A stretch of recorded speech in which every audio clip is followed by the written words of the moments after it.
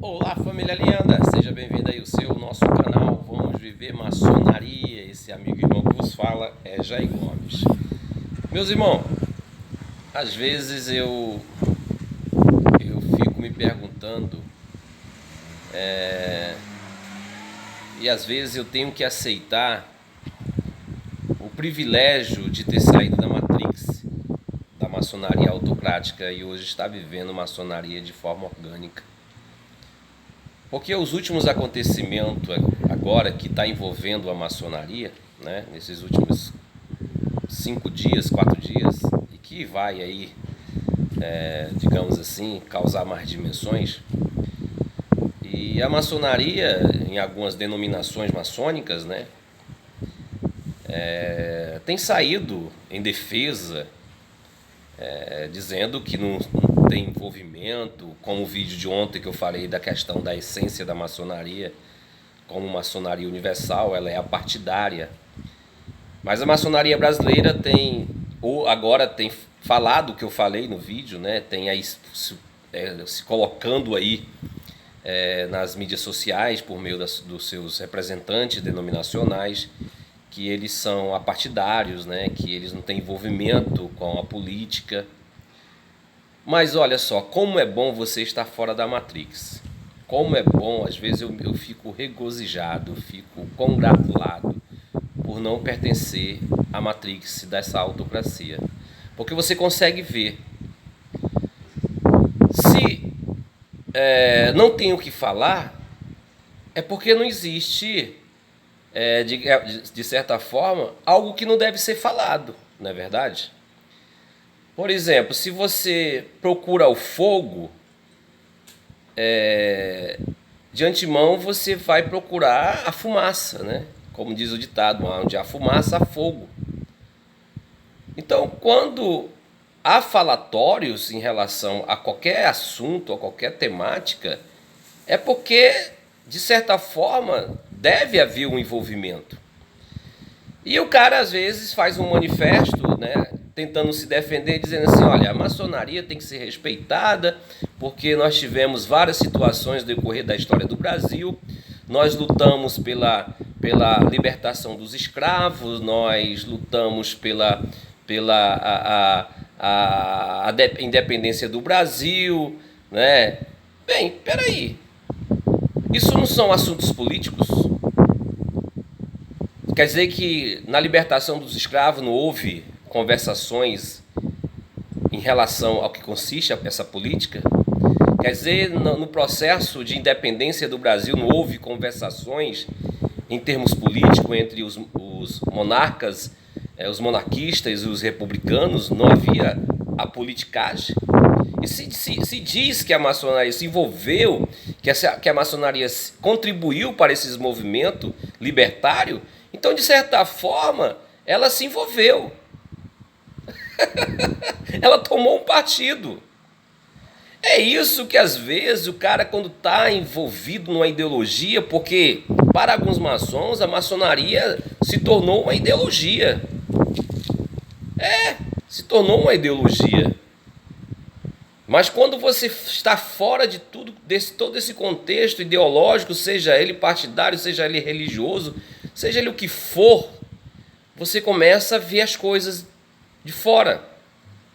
Ora, se estão falando hoje que tem um certo vídeo que o certo indivíduo estava numa loja maçônica, eu garanto para você, como maçom, há 19 anos, que esse rapaz, esse senhor, ele não foi naquela loja, ele não foi naquele lugar se ele não foi convidado. Pode ter certeza disso.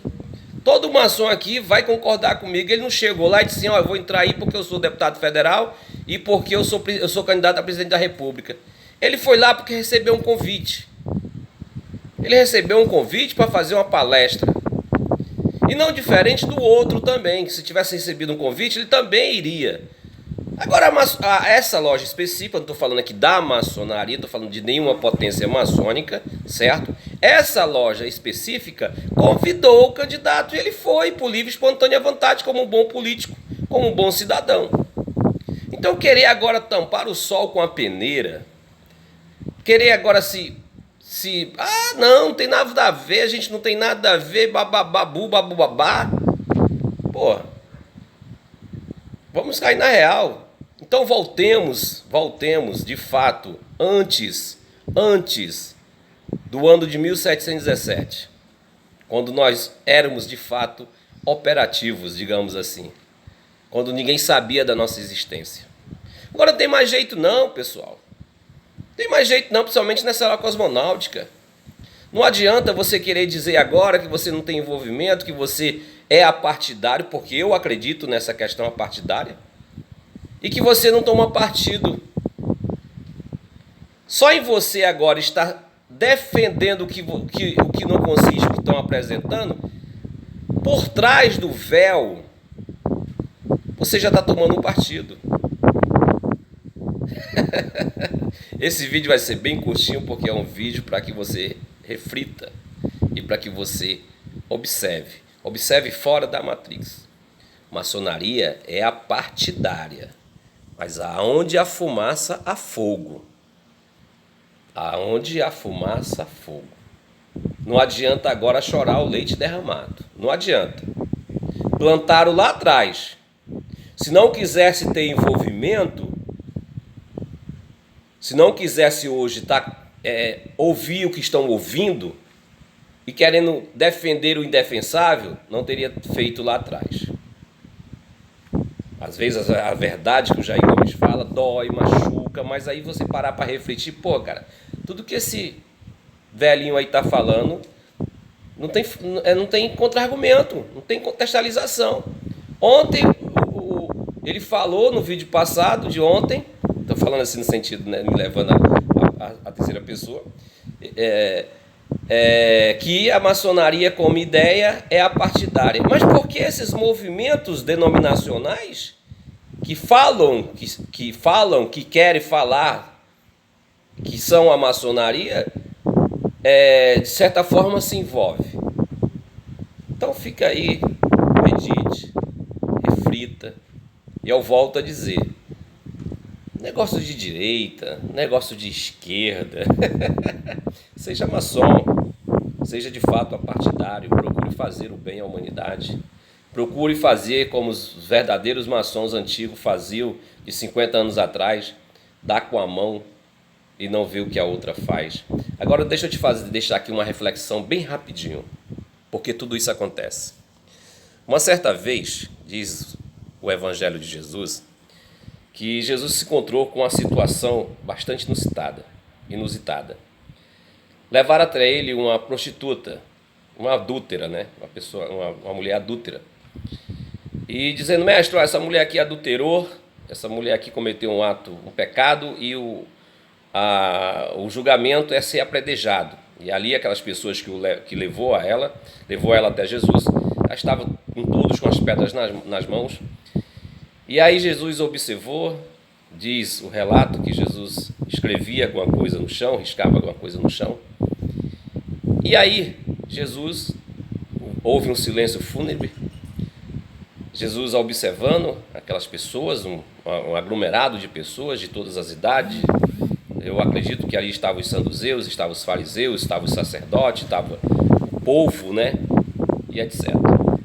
E aí Jesus se levanta e diz assim, abre aspas, aquele que não tiver pecado, que atire a primeira pedra. Se observa no enredo, né? Em todo o contexto, que os primeiros a largarem a pedra, a deixar de lado, eram os religiosos, eram aqueles extremistas, os mais velhos, os mais cultuador dos costumes e das leis mosaicas. Continuando o largar da pedra, foi os fariseus, né, que hoje é sinônimo de hipocrisia, de hipócritas. E aí outros saduceus, os derradeiros, né, os últimos a deixar as pedras, foi os jovens, o povo. Porque o povo estava sendo induzido por os mais velhos, induzido pelos religiosos, induzido pelas seitas que ali estavam envolvidos, e simplesmente estava sendo levado pelaquela ideia do que estava sendo aplicado pelos que primeiro largaram as pedras no chão.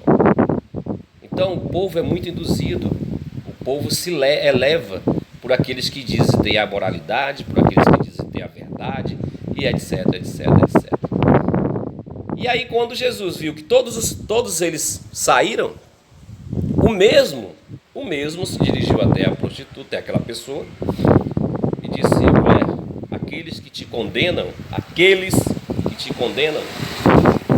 não estão mais aqui, todos foram embora, ou seja, os religiosos, os jovens, o povo em si, todos foram. Restou só Jesus. E aí, ela deve ter olhado para ele assim: e tu vai me condenar? E ele disse: eu também não te condeno. Dá um parecer que Jesus também teria pecado, né? Porque ele disse: aquele que não tem pecado, atire a primeira pedra. Mas porque Jesus era uma pessoa apartidária. Jesus queria ver o bem da humanidade. Jesus, de fato, queria ver as pessoas felizes. E se você quer ver as pessoas felizes, larga esse negócio de ideologia partidária. Te amo sem te conhecer.